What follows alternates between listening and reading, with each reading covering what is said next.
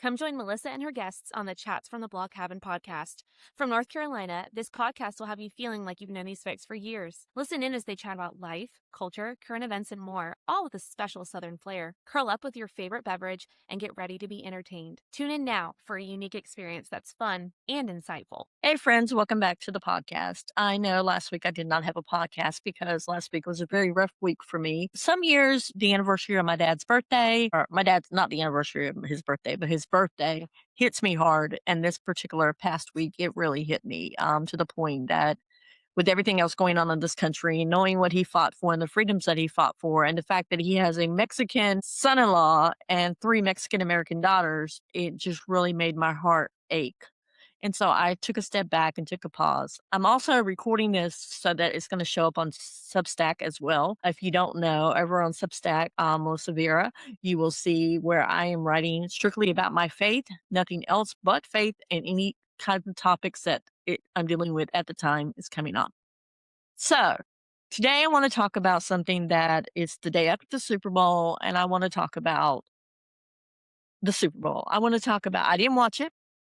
I should have watched it. My dad was a big New England Patriots fan growing up in Massachusetts, so he always rooted for the Redskins, which I don't think they're the Redskins anymore. The Washington team, I don't know what they're going by now, and that's one of the reasons why I'm getting on here as well to talk about that.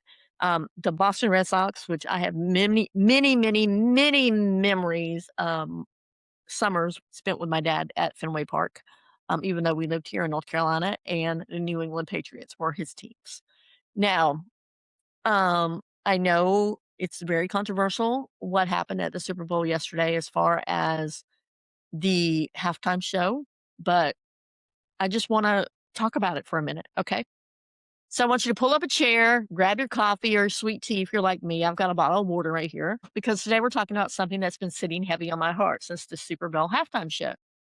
Now, listen, I love a good halftime show. I can remember Beyonce doing a halftime show and I was getting a lot of flack about it, but I wasn't denouncing what Beyonce said. I just wish Beyonce, all these musicians and all these people that are authority have this platform to create good things in life. And instead of, yes, I know that African American women need very, very strong role models, but instead of just specifically pointing them out, also include the white girls or the mixed girls, I should say, because sometimes the mixed children in society are the ones that really get backlash also too, because they're not like my girls were not Mexican enough for their Mexican friends and they weren't white enough for their white friends. So they were kind of caught in the middle and judged both ways.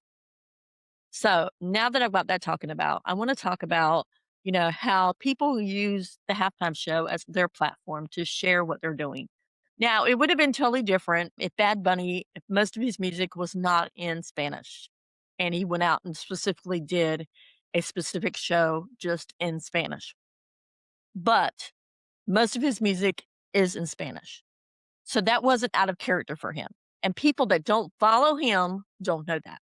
And I hear so many people talking about, I had an issue with him grabbing his crotch. But yet, Michael Jackson, who people consider some of the greatest people, he was the one that actually introduced that into society pretty much to make it, what's the word I'm looking for? Make it more, I'm looking for a specific word and I cannot get it right now. Make it more like it's everyday practice. It's more, no, it's not uncommon to see that now because he kind of introduced that. But last night was more about entertainment than it was about anything against race or anything. It was a reflection of how we are as a culture. And this year, it had people talking from the time they introduced who they announced who they were going to have on the halftime show to the to Turning Point having a alternate halftime show, which don't get me started on that. I'm all for, people giving people options and choices because our country is built on that. But to have someone whose lyrics say that um, doing things with underage girls was mandatory, not statutory, and his lyrics, it's kind of, as a mom of three girls who are all adults now, but that's kind of a little bit problematic, I should think. So they're not talking about Bad Bunny for the right reasons. And so I started seeing the comments almost immediately. Like there's one housewife that don't follow her anymore, but she used to be on the Real Housewives of New York, Jill Zarin. She came out and she spoke about how it was a terrible halftime show and that there was no white people there. And I'm like, wait a second. So it was a terrible halftime show because there was no white people. And this is coming from a woman who's, if I'm not mistaken, is Jewish. And it's already been shown that they're being targeted as well. So, okay, I digress. I'll go back. People are saying they didn't like the message. They're saying they felt uncomfortable. They're saying, why didn't he sing in English? And so I had to stop and ask myself the question that I'm going to ask you right now. Are people rejecting the message of love because of who it came from? Because let's be real. Bad Bunny talked about we're all American. Everybody's American. He shouted out all the countries, all the North American countries. He shouted them all out. He shouted all the Hispanic countries, Latino countries. He shouted out the United States. He shouted out Canada. And he was talking in Spanish. If you go and look at the translation of what he said, he's like, I came from like a truck driver and a school teacher. And now I'm here performing at the Super Bowl. And I won all these Grammys and everything. To have people of his culture look up and just, like look up to him. That's something. Everybody needs somebody to look up to. And I remember the backlash when Shakira and Jennifer Lopez. Now, I'm not big fans of either one of them. I do like their music. When they got up and people were talking about, oh, they were talking into the mic that looked like, even though it was a gold studded mic, they were saying that's what the mic looked like. I mean, they were trying to pull things in. But if you really looked and not even listened to the music, but looked at the messaging of Bad Bunny's halftime show, it was about love. It was about being united as one country, not being divided, not being decisive. It wasn't about division, it was about inclusion. He included things that actually the people in his halftime show, and I want you to go back and look at it because I did a little bit of research on it. The people in the halftime show, like the bodega was an actual bodega. The taco place was an actual man that was a taco. There was an actual wedding that happened in the halftime show. These two people were actually getting married during the halftime show. Now, how cool was that?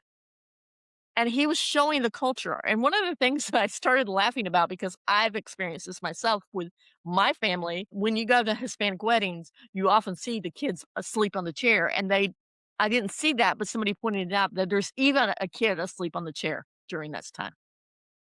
And I'm like, oh my gosh, that is so like a Hispanic wedding, Hispanic party, quinceanera, anything. There's always those kids that are conked out while their parents aren't partying. That's just the type of culture it is, and I will say that they look after the elderly more than the white Americans do. I'm sorry, I'm just gonna say it like that. I am coming as a white American. My dad fought in Vietnam. He was in the Marine Corps for 20 years. I was born on a Marine Corps base. I love this country. I love the freedoms that we have in this country, but I also do not like the way that I get second, third, and fourth looks when I walk somewhere with my husband.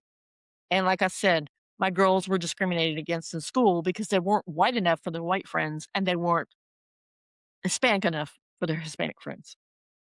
And so being a mom of, first of all, three girls, when people are more outraged by the fact that the man is sprouting about love than they are about an alternative halftime show where they're talking about where one of the singers was, like I said, girls underage is not statutory, it's mandatory.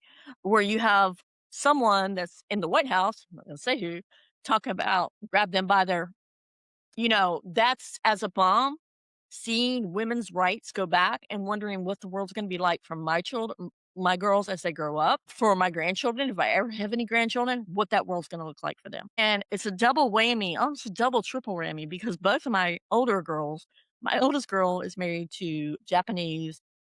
He was born in Japan. He was raised by his Puerto Rican, stepdad, and that's the only dad he's ever known. So he has cultures there too. And to see that, knowing that he's also one of the marginalized communities, one of the minorities in this country. And then you also have my other daughter who is engaged to, I believe he's Filipino, white, Jewish, and I wanna say there's some Chinese in there too. I'm not sure on that one. to see that and to know that our cultures are going to be so mixed that you're not even going to know what they are when the kids come out, which I embrace because that's what America's about. That's what America was built on. America was built on freedom of religion, freedom of speech, freedom of, not going back and being able to live your life not under constant fear. And that's what I want to talk about right now is constant fear. Because as a wife, I can go out right now and it not be a problem. But when I'm out with my husband, I fear for him. I literally have an air tag on him where I check his location because I never know where he's going to be at. I don't know where they're going to take him. I mean, I can find last locations, and my girls all have a location app too where they can find where their dad is. Not because he's going to do anything wrong, but because he's brown and he speaks with an accent. And when he has a few drinks, his accent is heavier than when it's not a few drinks. So let's get back to Bad Bunny. So when a message about unity, humanity, or compassion comes from someone who looks like you, speaks like you, and fits your idea of what America is, we celebrate it. But when that same message comes from a brown person, from someone with an accent, from someone singing in Spanish, only people have a problem. And I can't help but wonder why. I mean, is it really about the message or is it about the messenger? Now, all these people that sit there and talk about all these immigrants, our countries were built on immigrants. People came here. The only people that were actually here to begin with in the United States were the indigenous Native Americans, and their land was stolen from them. And if you look back in history, go back in your history books, parts of Texas, New Mexico, Arizona, California, I want to say maybe Oklahoma, I'm not sure, but I know those definitely were all part of Mexico. We're all part of Mexico. That's why you have names like San Antonio, Los Angeles, Santa Barbara, Santa Clarita, San Francisco, all these names, El Paso. All these names are Hispanic names. And I want you, if you have a problem with someone coming into this country and not speaking the language, and I literally saw on Facebook today, somebody posting that they didn't like going to a Mexican restaurant where half the menu is in English and half is in Spanish. That's their culture. That is their culture. If you want Mexican food, go to Taco Bell if you want white Mexican food. But if you're going to an authentic Mexican restaurant and their menu is in English and Spanish, that's their culture. That is your choice to go into that restaurant, not anybody else's choice. If you want the white version of Mexican food, Taco Bell, Chipotle, that's not real Mexican food. Most of the best Mexican foods I've had are these little mom and pops, hole in the wall places that they serve taco trucks. Or they're next to like a bodega or next to a store, a Mexican store, and they're selling out of their store. That's the best. Going back, is it about the message or about the messenger? Because love is love. Unity is unity. Passion is compassion. And none of these things require English as their official language. If Jesus came today, would he have spoken English? Nobody knows if he spoke English. Actually, I think he spoke Hebrew. He was a Middle Eastern man. Could have spoken Arabic. We don't know what he spoke. We just know that our English translations of the Bible. But originally the Bible was written in Hebrew. Would he have been allowed? If he had been asked to perform the halftime show, would they have an alternative halftime show for him? But I want to say this again. Love does not require translation. Doesn't require. When I met my husband 32 years this year ago, we've been married 31 this year. I just knew he was a really cute guy. And we got over the language barrier. I mean, he spoke English very well. 32 years later, I still don't know how to speak Spanish that well. I know enough. Entiende mucho, which means I understand a lot. Hablo poquito, which means I speak a little bit. But I understand enough to know, kind of can pick up. And when you're talking to someone in person, you can pick up the context clues of what they're saying. So now about this argument, he should have sung in English argument. If he had songs that were in English that he could have sung, he had that choice. But most of his music, if you listen to it, is in Spanish because he's proud of his heritage. Honestly, I didn't know who Bad Bunny was. I heard of him, but I didn't know who he was till he did Happy Gilmore 2 with Adam Sandler, and that's when, oh my gosh, that's Bad Bunny? No idea who that was, and it just bothers me that people have a problem with the halftime show, when in fact, this halftime show was thinking about the only way you can rid hate is with love, and that we are all American. And there's that context of, oh my gosh, why didn't they have a US performer? Why didn't they have an American citizen perform? Puerto Rico is part of America. They didn't say that when YouTube played, when Rolling Stones played. Now, I will say that I heard a great argument that they haven't had a country singer perform in a while, the halftime show, which I think somebody brought up the thing, well, they should have all the country greats come out when they do in Nashville. I think it was Jelly Roll. I was watching an interview with Jelly Roll on Facebook on the Reels, and he talks about how it would be great to see Reba, Dolly, all the great Clint Black, George Strait, all these other great, great, great country singers come out and do a halftime show, which I think would be awesome to have them all come out together. Lainey Wilson, all this stuff. But I digress. Just like with Selena, if you don't know who Selena Quintanilla is, I screwed up her name. Go watch the movie Selena with Jennifer Lopez, and it's all about her life. And she did not become really as big until after she was killed. I mean, to the world. Our dog's middle name is Selena because she's named after her. But even now, you could hear Bitty Bitty Bom Bom. You can hear Como La Flor. You can hear all these great songs that she did. But when she basically went into Mexico, she didn't know how to speak English. She sang in Spanish, but she didn't know how to speak Spanish. And when she went to Mexico, she had to teach herself how to speak Spanish. And so it was kind of cool to see that. And then when she was finally getting more props, she was finally able to record in English. But she wasn't able to do a lot of those songs because she was killed.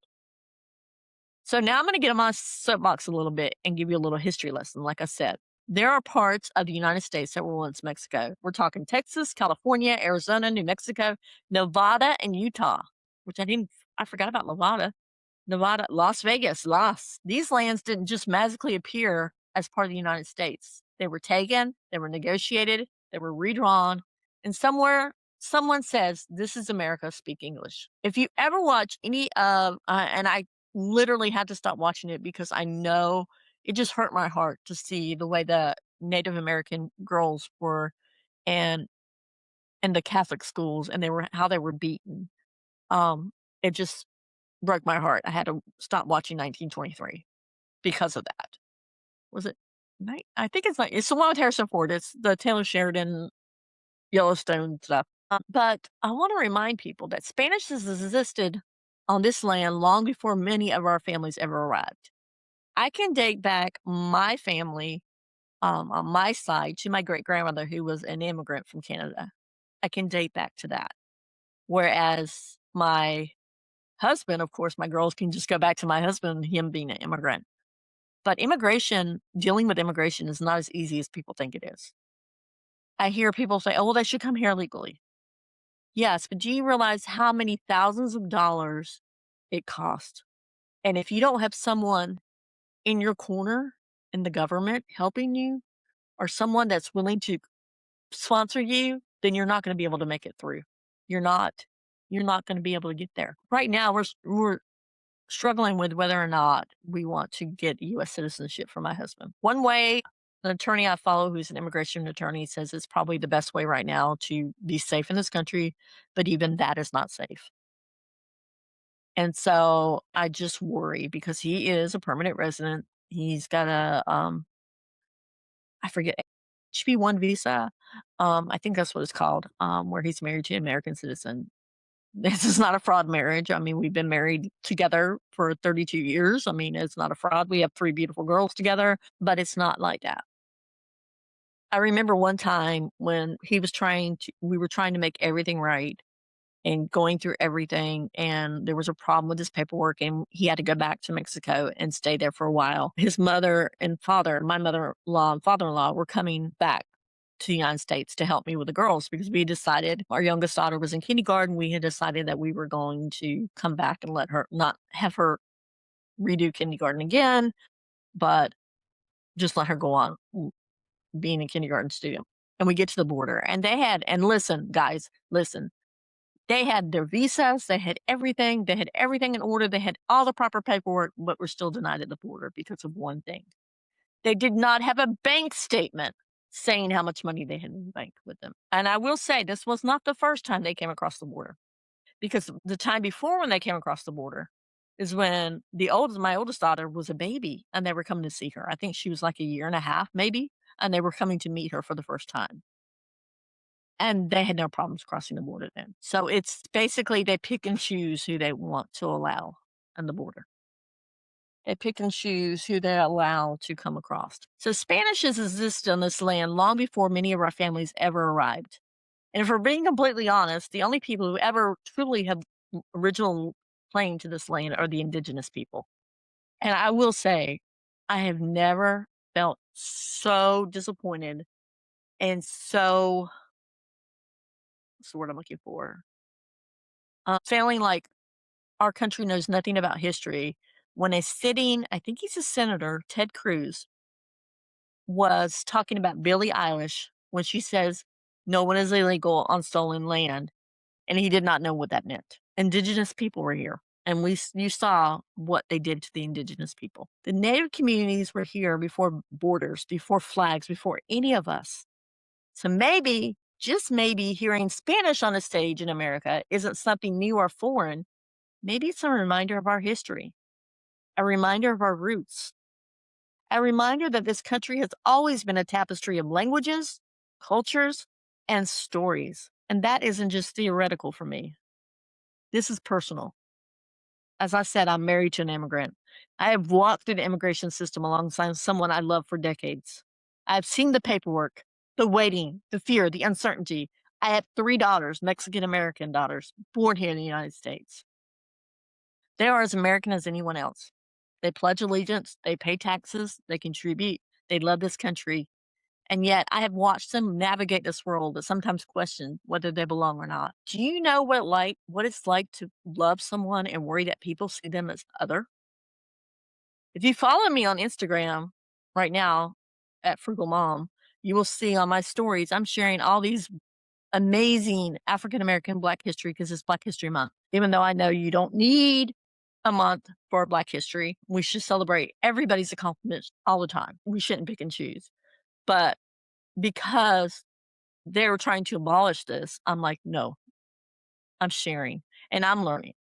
And honestly, if you are a woman and you've ever gone through any type of gynecological procedure and you have ever been diagnosed with anything, you need to go look up Henrietta Lack and read. There's an amazing book by her about her. And there was even a movie Oprah starred in. I'm not a big fan of Oprah, but she does have a way with words. And this woman had ovarian cancer, and they literally took her cells without her say and did research on them. Did not compensate her or any of her family for any of this. And yet these cells today are still alive. And this was back in the 1930s, but yet her cells today are still alive and still helping with researching for cancer and trying to find some cures. And yet she wasn't compensated. Because at that point in time in history, the Black people, the African American people were considered test dummies, maybe? And that's not the right word, but they were considered test subjects. And they could do whatever they want to them because there was no way for them to get any kind of justice. And it wasn't until, I think, 1974, I think, with Loving versus the state of Virginia, where they finally were able to say that people from different races can marry each other, regardless of what color they were, they can still marry each other.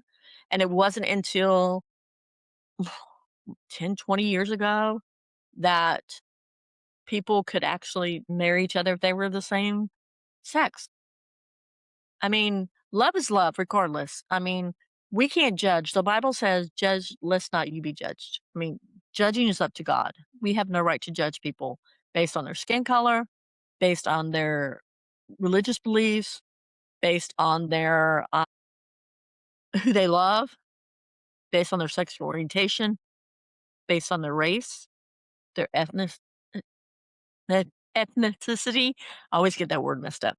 We really, there's no rhyme or reason for that. And it just hurts my heart so bad. And there are days where I don't even feel like getting up and getting dressed in the morning because it just hurts my heart that this country that my dad fought for in Vietnam and ended up, don't get me started on this, but he ended up dying for stuff that our country did to him. And that was Agent Orange in Vietnam, the contaminated water, Camp Lejeune, cancer. And having that just, I don't know, knowing that our country did this to him, and yet he still wanted to take care of other people. It just bothers me that this is the country that he fought for, and now even his own grandchildren don't feel safe in their own country anymore, and they worry about their dad. I worry about my husband every day, and I wanna tell you a little story about my husband. My husband worked for a man who we absolutely adore this family, but he worked for a corporation that the man kind of was a part owner in, for a while, and he did not value my husband as far as a worker. That corporation did not value. I'm not gonna call it a corporation, but he was one about 40 to 50 employees in the company, but he was the only Hispanic at the particular location, and he was treated like crap. Literally, he was told he couldn't have overtime. Other people would have overtime.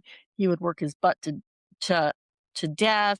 His supervisor would work him harder because he knew that, or she knew, I should say she, because it was a woman supervisor. She knew that her bonus depended on his jobs because everybody else in the company, his jobs never came back, but other people would. So he would every month he would get a bonus, and her bonus depended on him getting his bonus. So she worked him. Come about 10 years ago or so, he sat down with a man who's known him since he came to the United States, and he had been trying to get him to come to work for him, and he went to work for him, and he became not one out of 50. He became one of many. He became not just one, it became a community. It became some place where their culture was embraced. It became a place where people of all races worked together for the better of the company. It became a place where he felt valued as an employee. And our only drawback was we wish he had done it sooner because we were better off.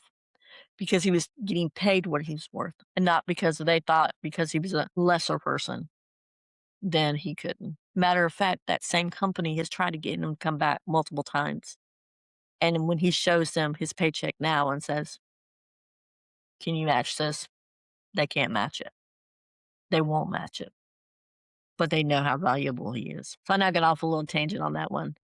But so I'm gonna go back to my family loves this country.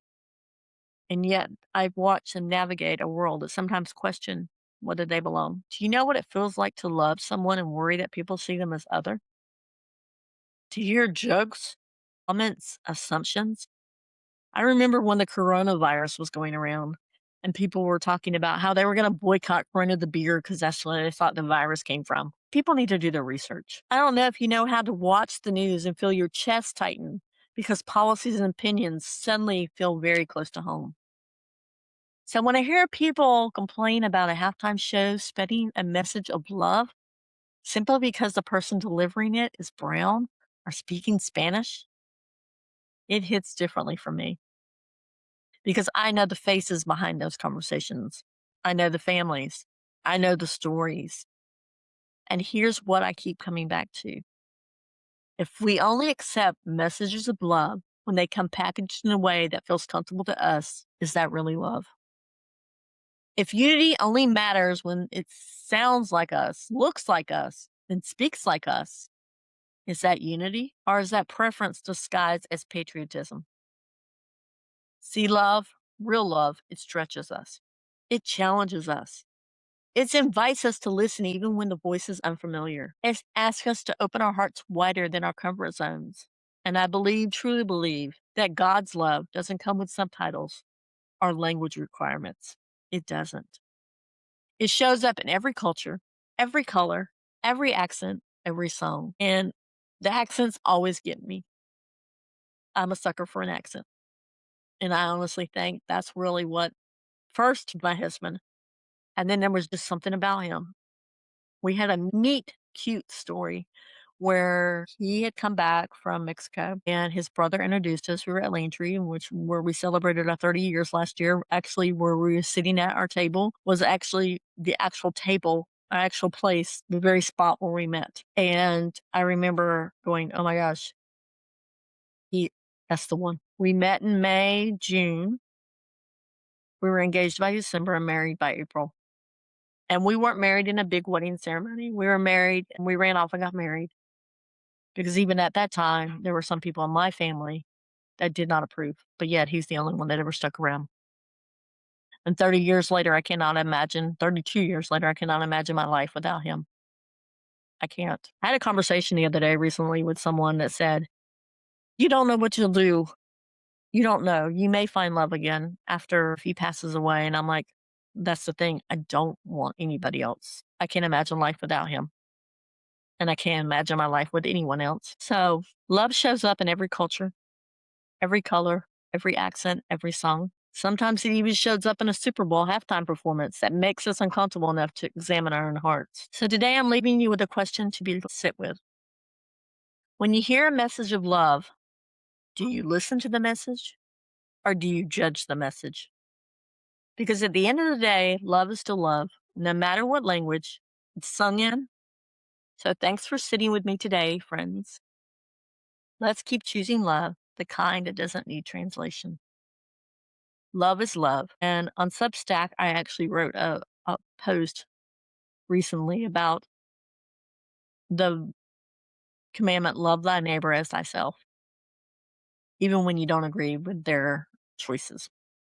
Because there's plenty of times when I step out of the blog cabin and we pretty much have an acre of land, but I can step out of the blog cabin and I can see the weeds and I can smell the weed, if you get my drift. And it's to the point that sometimes we can't even enjoy our outside. But does that make me hate them? No. Does that make me question the choices? Absolutely. Because if they're going to do it in the privacy of your own home. There's been plenty of times when we walked into stores and all we've smelled is it just reeks of weed. And it's so sad. So love is love, guys. And that was the whole message behind Bad Bunny's halftime show, is it being love. It wasn't about racial divide. It wasn't about dividing. He wanted to show, just like when Beyonce did for the little African American girls, someone they can look up to. What do you think if you even watched the halftime show where he gave the Grammy to a little boy who was watching it on the TV? He was showing them you can aspire, you can do it too. You can be something better. So until next time, guys. Bye.